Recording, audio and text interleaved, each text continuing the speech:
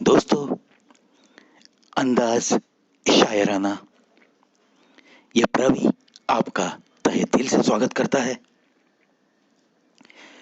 मत पूछ मेरे सब्र की इंतहा कहां तक है। मत पूछ मेरे सब्र की इंतहा कहां तक है। तू सितम आजमा, तेरी ताकत जहां तक है, जहां तक है। वफा की उम्मीद किसको है तुझसे। वफा की उम्मीद किसको तुझसे। मुझे तो आजमाना है। तू बेवफा कहां तक है। तू बेवफा कहां तक है। दोस्तों, जब भी हम दिल से किसी के साथ दिल का रिश्ता रखते हैं, मोहब्बत ही मोहब्बत करते रहते हैं, इतनी चोटी की वफा रखते हैं कि उसे सिर्फ उसे ही अपना जिंदगी भर का हम सफर समझ के जीने लगते हैं। और ऐसा करके भी अगर अपने पहलू में उसकी बेवफाई के किस्से हमारे कानों तक आते रहेंगे तो कलम से कागज पे बिल्कुल यही शायरी उतर आएगी। मत पूछ मेरे सब्र की इंतहा कहां तक है। तू सितम आजमा, तेरी ताकत जहां तक है। वफा की उम्मीद किसको तुझसे। मुझे तो आजमाना है। तू बेवफा कहां तक है। तू बेवफा कहां तक है। बेवफा कहां तक है। कौन कहता है वक्त बहुत तेज है। तुम कभी किसी का इंतजार तो करके देखो जरा। बिल्कुल सही। अगर दोस्तों आपको किसी अपने ने वक्त दिया है कि मैं इस वक्त पे आपके घर पहुंच जाऊंगा, और अगर उसकी वो वक्त टलने के बाद भी हमें सूरत भी नहीं दिखती, तो दिल एक फिक्र से धड़कने लगता है। क्या हुआ होगा, कहां अटका होगा। होता है ना ऐसे। जरूर होता है, अगर दिल से कोई अपना हो तो। क्यों बोझ हो जाते हैं वो झुके हुए कंधे साहब। क्यों बोझ हो जाते हैं वो झुके हुए कंधे साहब, जिन पर चढ़कर तुम कभी मेला देखा करते थे। जिन पर चढ़कर तुम कभी मेला देखा करते थे। आजकल की दुनिया का ये सबसे बुरा नजारा, झुके हुए कंधों को बोझ समझ के वृद्धाश्रम में डालने के लिए बेताब है आजकल के बेटे बेटियां। क्या अगर आपकी उम्र 2 साल से पहले की हो, तब तुमको अगर उन्होंने फेंक दिया होता तो।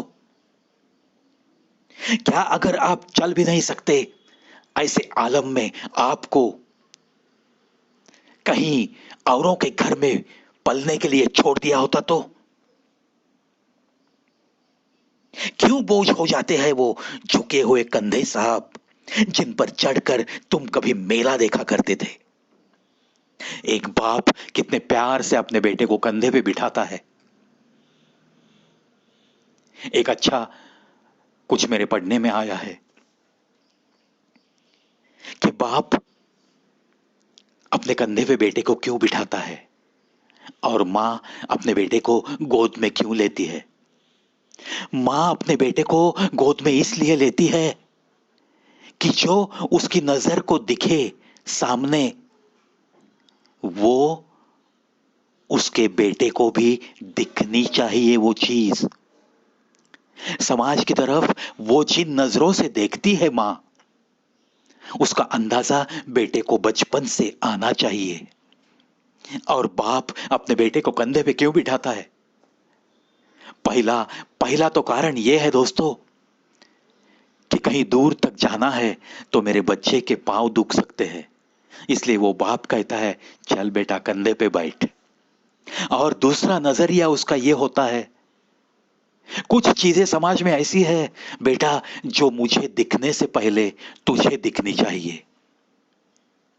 मैं जितना दूर तक देख सकता हूं उससे भी ज्यादा तुझे दूर की नजर मिले, दूर का सोचने का अंदाज मिले, और मुझसे भी ज्यादा तरक्की तेरी जिंदगी में तू कर सके, तेरी जिंदगी में तू कर सके। इतनी अच्छी भावनाएं उसके पीछे छिपी होती है दोस्तों।